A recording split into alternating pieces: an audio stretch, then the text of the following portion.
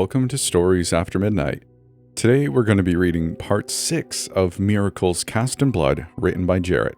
I hope you've been enjoying this series so far. Let's get started. Dennis Randall! The police sergeant boomed through the loudspeaker. Come out with your hands up!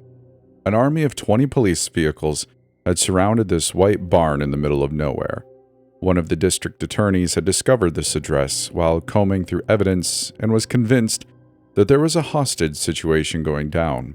The photographic proof had left no doubt. Dennis Randall was kidnapping and abusing children, so the police had sent every warm body they had and established an impenetrable perimeter. They'd only been here a few minutes when a car pulled up behind the barricade, a local reporter who had to be held back. He wanted to go in guns blazing, but that wasn't going to fly. That wasn't the way these things worked. That was cowboy stuff. This was to be clinical, procedural. Suddenly, one of the barn doors opened. Dennis Randall emerged. The police immediately drew their weapons and trained them on the man in the Hawaiian shirt, but he wasn't alone. He pushed a wheelchair ahead of him, a lump covered by a blanket. A hostage? Dennis, step away from the hostage and walk towards us with your hands up. The sergeant boomed again. Dennis wagged a finger and laughed. I don't think so. This response caught the police off guard. Before they had time for a reply, Dennis ripped the blanket free. The goddess howled. Suddenly, the police officers covered their ears, dropping their weapons on the ground. Dennis lapped up the madness as one of the officers drew his pistol, pointed it underneath his chin, and fired. A spray of red brain matter splattered the ground as the dead man fell in a heap. The goddess shrieked louder, a maddening cacophony of howling men, their minds unable to comprehend the sight before them. Some of the police officers drew knives and began hacking away at their throats and eyes. Some impaled themselves on tree branches. All around, men were killing themselves, their conscience overwhelmed by pure, unadulterated power. Dennis Randall laughed as he slipped back into the barn. Looks like we've got ourselves a party. James Lloyd slipped through the front door of the Harrington house and stared dismayingly at the bloody, ruined corpse of Charlie Sanders. Not as if he was a good asset. Unwilling participants usually weren't, but still, he had an in no one else did. Oh well, it was no great loss. Inconvenient, yes, but nothing catastrophic. The foyer seemed to close in around him as he stared at the mangled back. 6 bloody holes spread out and leaked like pus from a zit. His ears perked up as he heard the wailing cries from the mother as she sobbed into her telephone. He heard her relay the home's address and realized she was speaking to 911. He had to get out of here and let Dennis know about Charlie. Without a word, he stepped back outside, darted across the street, and slid into the driver's seat of the SUV. He sped off, obeying the speed limit all the way. As he turned out of the neighborhood, he dialed Dennis. Can she do it? James asked. Dennis tightened his grip on the phone. Nah, she's not in the best shape. The whole reason I had you and that useless moron go kidnap that girl so she wouldn't have to get involved. He shouted into the phone. The goddess slouched back in the wheelchair, her form wilting like a dying flower. She's gonna try. The house is going to be swarmed by cops any minute. Mother was on the phone with emergency when I left. Oh, I doubt that. What? Why? You'll see when you come back. Dennis couldn't hide the chuckle that burst forth. Ah, okay, but you need to try to get the girl. The goddess can drag her there. No! The shout was boisterous. She'll die if we don't. Damn, Dennis, I'll die if we don't. Dr. James Lloyd, the good, upright therapist, was battling kidney failure. Polycystic kidney disease ran in the family, causing large cysts to form on the kidneys, eventually leading to failure of the organ altogether. He'd been on dialysis for a year and hadn't gotten a match for a prospective transplant. At only 36, he was becoming desperate. It was around that time that Dennis Randall had come into his life and offered him a way of salvation, but not without a price to be paid. As a member of the group, James was to screen prospective children or teenagers for Dennis and report to him on their mental state and medical history. As their psychiatrist, he had access to a wealth of private medical information thus making him exceedingly useful. One might think that it would be suspicious that so many of his patients go missing, but the truth was that Dennis selected so few children, and many that were former patients, that the connection wasn't drawn. Furthermore, he could select adults, but the goddess preferred younger flesh, as did Dennis, although for entirely separate reasons. The problem had started with this Lizzie girl. She'd been a perfect candidate as a transfer for the goddess. But then Dennis had to go and get the hots for her and screw everything up. Went up to her out of the blue after school, got out and tried to solicit her for sex. Then after she runs away, he goes and gets charged with showing illicit material to a minor. She had subsequently turned 18 in the time since, but that didn't stop Dennis Randall. He drove over to her house time after time, even after getting a restraining order placed on him. Didn't matter. The last time he was rejected, he had to outmaneuver the police department to avoid getting arrested. The last he dared to drive over to the house, he'd parked down the street so Lizzie wouldn't spot his car out of the window, then kidnapped her by throwing her into a canvas sack and tying it shut. She'd kicked and screamed, but it was late at night and he'd brought the goddess along so the two could get acquainted. Then Lizzie escaped, even after getting touched by the goddess. That one was a real mystery at the time, but what was so mysterious about a girl dislocating her wrist and slipping out of handcuffs? James supposed it was possible, with the girl being shy of 100 pounds and all, yet what remained a mystery was how the girl resisted the goddess's influence. And now, to make matters worse, everything hung in the balance. Lizzie's escape had detailed their plans, leaving the goddess weakened and Dennis unhinged. James knew that if the goddess died, so did he, and for a man with nothing left to lose, that was a risk he couldn't afford to take. He heard Dennis take a breath. Okay, I can try. But if I see even a hint that she can't take it, I'm pulling the plug. Okay, and what about the others? You know how it works. The entire bloodline comes when it's summoned. All of them at once. Dennis placed his hand on the goddess. He spoke softly. Bring her to us. The goddess stiffened, then began emanating a low, eerie hum. Tom felt a tug at his neck. He loosened his collar, coughing as he readjusted himself in the driver's seat. The rain hammered against the windshield, the wipers fighting a losing battle to clear his vision. His knuckles whitened on the steering wheel as he ruminated over Jessica's email. Lizzie, Dennis, the hideout. It was all too much. Then it came. A violent jolt from behind. The car fishtailed on the slick road, tires squealing as Tom wrestled the wheel to keep it steady. Opposing traffic honked, headlights flashing. Panic surged through his veins. He was sure he'd just been rear-ended. He glanced in the rearview and saw nothing. No car, no headlights, just the empty blackness of a desolate road. Suddenly another jolt, harder this time. His body flung forward in the seat, the steering wheel slamming him in the chest. Tom fought to regain control, but the car was out of control. It veered wildly, skidding dangerously close to the lip of a ditch. He slammed on the brakes and was just able to stop himself from rolling. Then an earth-shattering crash, the windshield exploding inward. Something massive and impossibly strong yanked him forward, glass lacerating the air as it rained down around him. His seatbelt locked and dug into his chest, choking him as he wrenched free. The ice-cold rain felt jarring against his face as he was dragged through the broken window. His body slammed onto the hood, slid across it, and splattered down on wet pavement, the impact jarring every bone in his body. He tried to scream, but breath was knocked from his lungs. A shape loomed above him, indistinct in the rain. It was all wrong. Its silhouette seemed to hover then disappear, only to reappear in a new form. The air around it was suffocating, heavy with the stench of rot and ancient decay.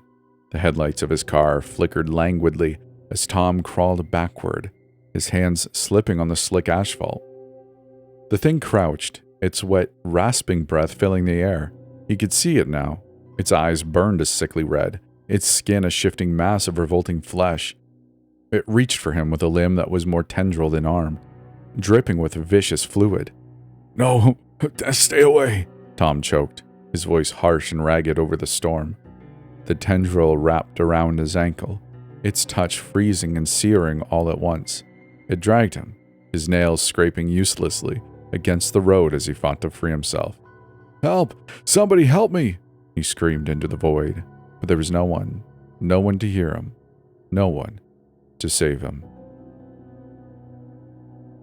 Marjorie cried out as Lizzie flew backwards. She extended her arm full stretch, trying to clutch her daughter's hand, but she came up with only empty air. She watched helplessly as Lizzie flew down the stairs, the same stairs that man had tumbled down only minutes before. The button of her chin caught the lip of each stair during her descent, thumping against each one. Her teeth chattered and smacked together after each impact. Marjorie rose to her feet, her legs still wobbly from the jolt she'd received, and hurried down the stairs. Without warning, a force swiped under Marjorie's legs, causing her already precipitous balance to falter. She fell back, slamming full force on the stairs directly on her shoulder blades. Crying out from the pain in her back, she was dragged down the rest of the staircase in similar fashion to Lizzie. The back of her head caught on each stair, rearranging her brain and causing her to see stars. When she reached the landing, she glanced up through eyes blurred with tears and pain, just in time to see Lizzie slam against the door, hard enough to splinter the wood at the hinges. Marjorie felt herself lifted up in the air, flying, you might say, as she careened towards her daughter. Powerless to stop her forward momentum, she crashed into Lizzie. They both wailed from pain as the door gave way. They were flung outside, their feet lifted up in the air. Marjorie craned her head around. And that's when she saw it. The goddess. They'd all been dragged here. Well, 3 of them anyway. It was easy to distinguish them, the disheveled ones with grass stains, cuts, and bruises. It had taken a lot out of her. She lay flat on the ground, her breathing raspy and quiet. Dennis knelt beside her and gave her a wet, sloppy kiss. This earned revolted cries from the 5 captives, chained to one of the sturdy pipes that ran across the floor. Neither Dennis, Hal, or James had bothered to tape the prisoners' mouths shut. They got all giddy at the prospect of a transfer. But when they had so many participants, the excitement morphed into something more like ecstasy. Dennis rose from where the goddess lay and bit back the smile that threatened to pop over his features. He turned and addressed his prisoners. The red light offered its characteristic flicker. You all saw those dead cops outside, I take it. Variations of "you monster" and "you evil bastard" rang out from the group. Dennis only smirked. Let me just say this. You don't behave. You end up like them. Got it? No answer, so he shouted, Got it? Meek mumbling was the only reply. Good, he said, pacing the room. Now I'm going to need one of you as a volunteer. The fear that came over all 5 faces filled them with a sick kind of joy. When no one raised their hand, he said, no takers. Well, if we have no volunteers, I guess I'll just have to pick. He made a point of wiggling his finger in the air, hovering it over Jessica, then Lizzie, then Marjorie, then Tom, and finally Joey, before moving it back to Lizzie. Dennis saw Tom and Marjorie's eyes widen. Marjorie wailed, No, you don't touch her, you filthy bastard. She bucked and struggled against her chain restraints. She moved maybe 6 inches forwards before the chain pulled taut and held her in place. Dennis gestured to Hal and James, and they both grabbed the squirming Lizzie over the anguished protests of her parents. Dennis slipped inside an adjacent room and returned moments later pushing a large wooden box. It was a coffin, but it was placed on top a wheelable gurney. You won't get away with this, Jessica gritted between clenched teeth. Dennis chuckled again. Hey, lawyer girl says she's going to lock me up. Now where have I heard that one before? He scratched his head sarcastically. When I get out of here, I'm going to throw the damn book at you. Her cheeks were flushed, spittle coating the corners of her mouth in a sheen. Dennis stopped and stared at her. When you get out? Yes. You keep talking, and you're going to regret it. Jessica, the closest thing to a human bulldog, spat contentiously. Monster! She lunged forward, the chains shackling her wrists, straining as she remained locked in place. Dennis's eyes glanced to the ground as he shook his head, his lips drawing into a thin, tight smile. He looked back up, addressing the entire group. Does anyone here like music? Confusion clouded them collectively. Well, When no replies echoed back, he said, "Well, if there's no preferences, I'll pick. I like something to drown out screaming. It upsets the goddess." His tone was laced with sarcasm. He walked over to a small side table where an old boombox took up the entire space. The rustling plastic of cassette cases filled the otherwise quiet room. Finally, he selected one, popped the tape into the deck, then hit play. The volume was quiet on the tropical soft rock refrains of Margaritaville. "Anyone else like Jimmy Buffett?" he asked the group as he began dancing. The display was disturbing. "Oh, come on. No one?" No reply from any of the five. "Well, you're not going to like this either." And Dennis abruptly ceased his putrid display of dancing, pulled a pair of hedge trimmers from his pocket, and squatted down next to Jessica. Her eyes widened, sensing something wicked about to happen.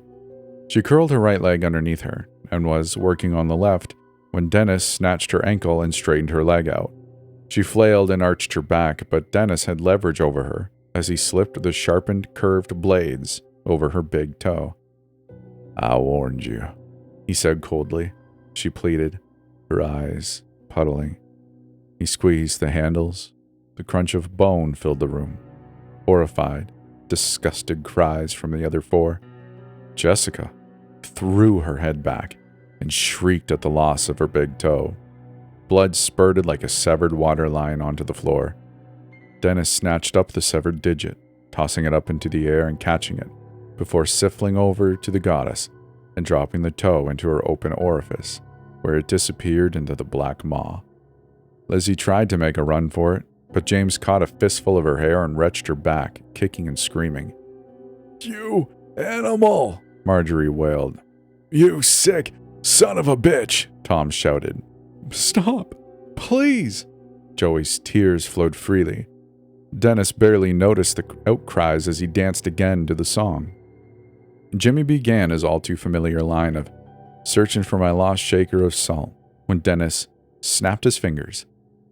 He went to the jukebox, reached behind it, and retrieved a salt shaker, the kind found on any dinner table. He unscrewed the lid, tossed it aside, and bent down to the still howling Jessica. Iniquitously, he shoved the bottle of salt onto the still splurting, bloody stump. The atrocity was met with more screaming. Satisfied that he'd proven his point, he rose and tossed the now pink salt crystals across the room, the jar scuttling to a far corner. He clapped once. "So, now that we all know I'm serious, let me tell you why you're all here." He stepped over to the wooden box and threw off the lid. A blackened, crispy hux of a corpse lay inside. "Do any of you know who this is?" He scanned the traumatized group. Jessica had passed out, her body laying stiffly in the corner. The rest either shook their heads or stared absently. He pointed to Tom. "Oh, come on, Mr. Reporter. You should know this." Tom looked at him questioningly. "Who is that?" "Jackie, my sister." Tom's eyebrows practically flew off his head. "You don't mean..." "Yes." "You and those feds helped burn her alive." No, it wasn't me. You can't possibly." "I can. That old imbecile, that Elkins fellow, he told you about us. If it wasn't for you and your damn articles, those two teenage morons wouldn't have strolled onto our property, but no. They ignored the trespass warnings, and I have to be the one to shoot them. At least, this baby," he stroked the goddess, "got to eat." "Eat?" Tom stared at the goddess, then at his daughter who was still clutched in Jamie's grasp. "What do you mean, eat?" "After the transfer, she's got to eat the heart." "What?" Tom and Marjorie both shouted in unison. "What's a transfer?" "A transfer," Dennis began, "is what makes her the greatest miracle in human history. It allows us to transfer disease and illness from one person to another. She sucks out the illness from one person, but it can't stay in her or she'll die. She's like a dish sponge. She's got to get wrung out, or she can't clean any more dishes. So I pick someone healthy. Child works best, and transfer the illness onto them." Jimmy Buffett stopped his singing about Florida and flamingos. Through gritted teeth, Marjorie seethed. "You take our children and use them for your own exploitative bullcrap?" He ignored her. "Hey, Joy, you want to know a secret?" The boy looked up from his pit of sorrow. "What?" he whimpered. "Your daddy's dead." Dennis chuckled as he watched the boy's face scrunch up and began sobbing. "You evil!" Marjorie was cut off by Dennis's raised hand. "It's not exploitative at all. It's a miracle. That's what it is. Here, I'll show you. But before I do..." He squatted down next to the inconsolable Joey. He ruffled his hair. Hey. The boy looked up. "I know who killed him." "What?" he sniffled. "Your dad. You want to get back at the ones who hurt him, right?" The boy nodded. "Good." Dennis unlocked the boy's shackles and tossed him the pair of bloody garden pruners. "Who's Marjorie over there? She shot him in the back 5 times, ain't that right?" He looked over at James, who held a now violently struggling Lizzie. "Sure did." Joey crawled over on his bony knees, his legs too weak to stand. "You murdered my dad?" His face was a hard mask of rage over the sorrow. His breathing was deep and loud like a volcano ready to explode. Tom fought against his restraints to shield his wife, but the shackles kept him in place. Marjorie shook her head, backing away in shock and surprise. No, honey, he's lying." "I'm not," Dennis said.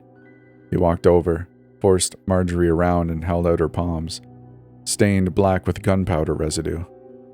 "That's not enough proof, Joey. How about this?" He spun her back to face Joey and wiggled his hand under her chin, forcing her head up. "Look at these 2 small red spots. You know what these are. Your dad used a stun gun to try to protect himself, and she shot him dead like a dog." Marjorie began to panic as Dennis stepped away. "Joey, baby, listen to me. He's twisting everything, I swear to you. Please don't believe him." Her voice cracked, her words tumbling over each other like stones in a riverbed. How old are you?" she asked. 15. Okay, she stammered. "Lizzie's 18. She jutted her neck in the direction of her daughter. "Pretty close to you. I promise you no one here hurt your dad, okay?"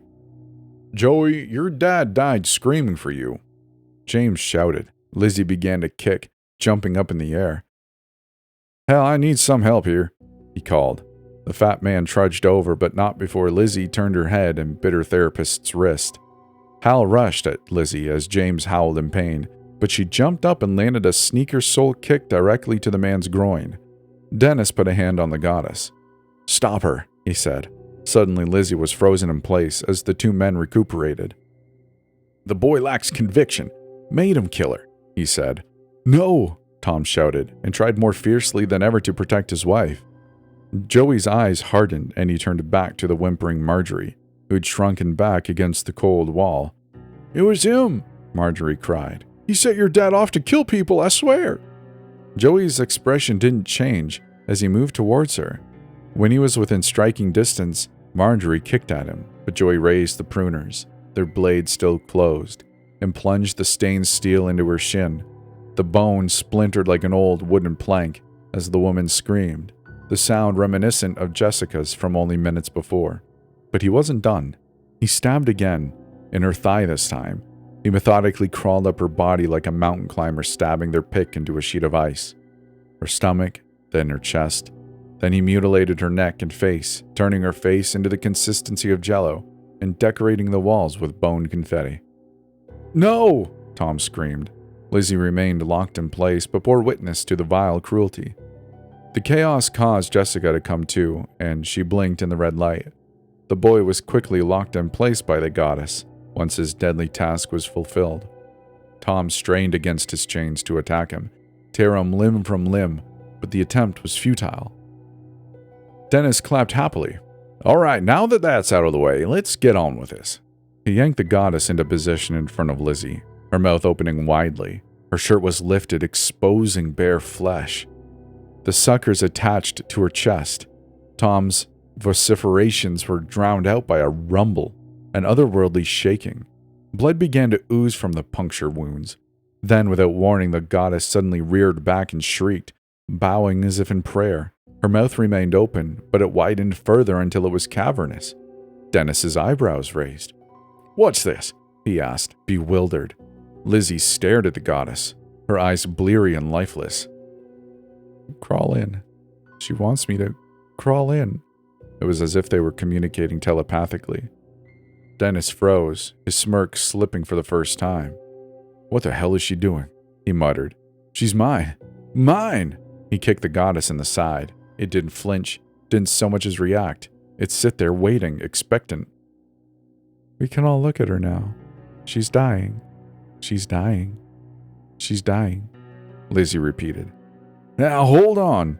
Dennis came between Lizzie and the goddess. Lizzie continued her monotone, spaced-out delivery.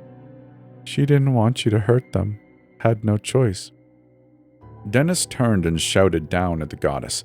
"Who saved you from that fire? Huh? Me or her?" "She was normal once. Always had powers. But you hurt her." Dennis got in Lizzie's face as Tom and Jessica stared. "Shut up!" Saliva splattered Lizzie in the face. James and Hal backed Dennis up, forming a semicircle around the girl. "She wants me to crawl in. Crawl in. Crawl in." Became a litany. Suddenly, the three men flew in separate directions, slamming against their respective walls. They all cried out in pain as the world shook again. "Crawl in. Crawl in. Crawl in." Lizzie took a step towards the open void. She got down on all fours and, through her father's horrified protest, crawled into the goddess. "Lizzie!" Tom shouted. Jessica stared on, stunned. The mouth closed, entombing Lizzie in a cocoon of horrid flesh. There they remained for a moment. Everyone watched, waiting for something to happen. Finally, after an eternal wait, the goddess simply disappeared, vanishing into thin air. She dissolved, her mangled form gone forever, leaving Lizzie cowered in the fetal position on the floor. She was now the goddess. It was a miracle.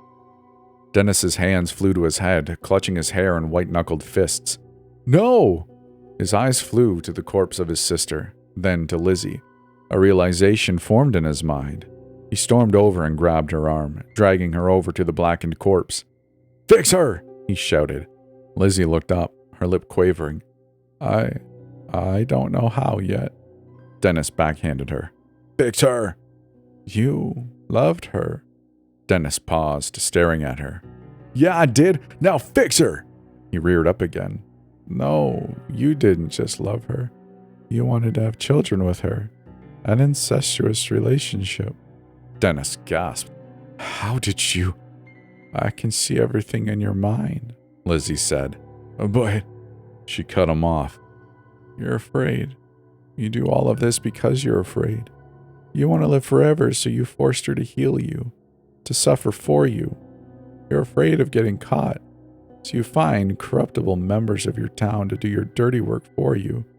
You abduct children, plague them with awful illness, then kill them and feed their hearts to her. Speaking of which," she turned to the fat judge, still pinned to the wall. With a flick of the wrist, Dennis was rooted to the floor. Lizzie walked over to Hal and, without warning, tore off his shirt. He shouted in protest as he dug her nails into his chest and began to tear. Skin and muscle peeled off in ribbons as she clawed like a rabid animal. She sunk her mouth into his chest and chewed over his agony until his still beating heart was consumed.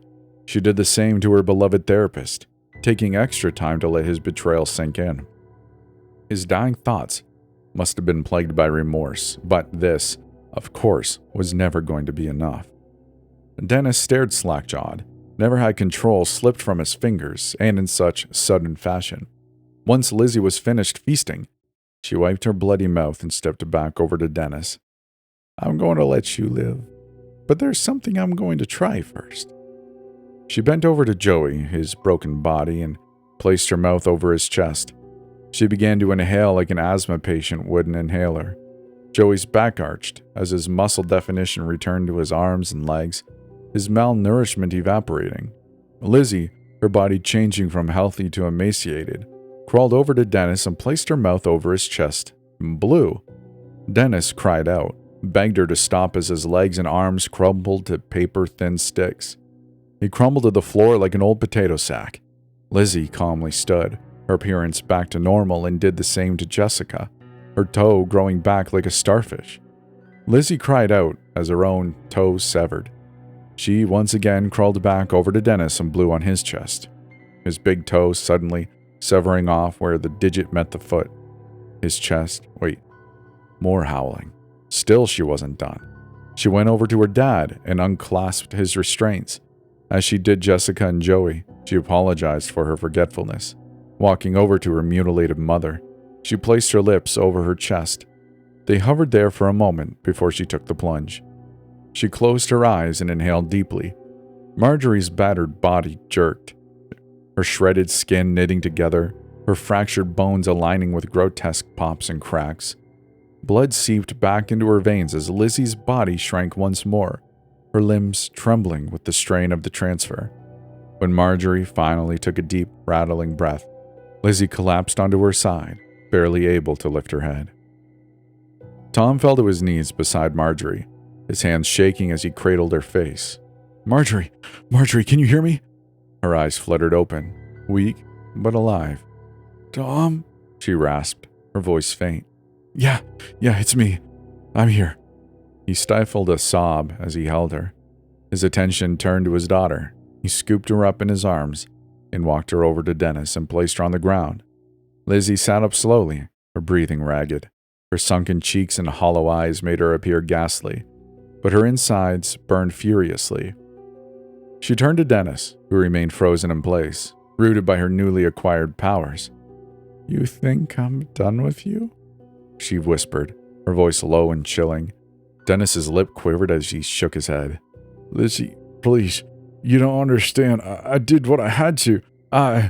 Enough," Lizzie snapped weakly. She crawled until she leaned over him, her movements slow and deliberate. "It's time you paid your debt to us." She lowered her mouth over his chest. Dennis screamed as his limbs contorted unnaturally, his joints bending at impossible angles. Skin and bone and muscle melted off his face like some wax from a candle. Lizzie's eyes glowed with an ethereal light as she reveled in his misery. Dennis's skin began to peel away in thin, papery layers, revealing raw, glistening muscle underneath.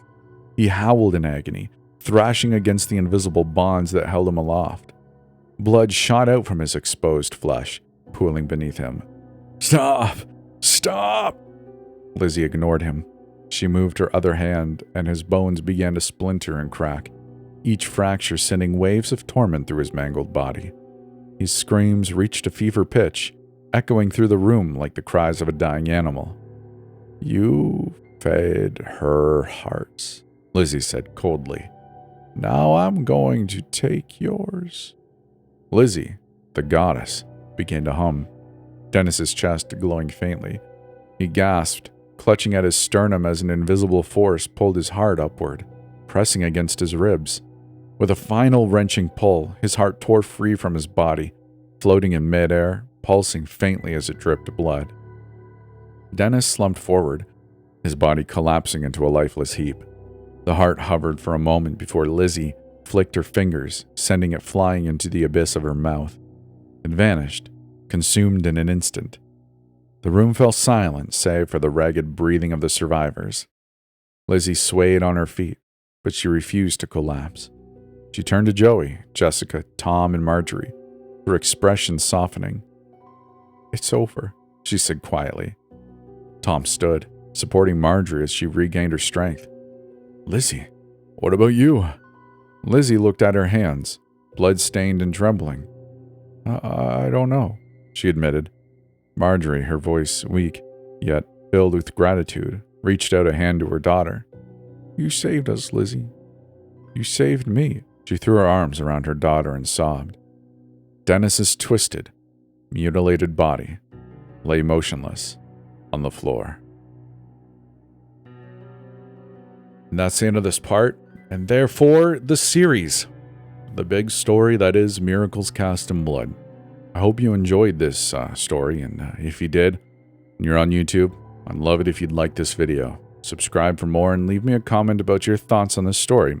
If you're anywhere else like Spotify, for example, you know the drill. You guys are crazy over there on Spotify. Like, the Spotify algorithm loves you with all of the comments and the downloads and listens, so I really appreciate your support there. If you'd like to support this channel even more and take it to the algorithm? Well, you can go on Patreon because they can't throttle you there. And you can support the channel there with a handful of other patrons. So I really appreciate it. If you are a patron, it really does mean the most. I know I say this all the time. But anyways, with all that said, come join our Discord if you want to hang out. Otherwise, I guess I will see you in the next one. So take care now. Bye-bye then.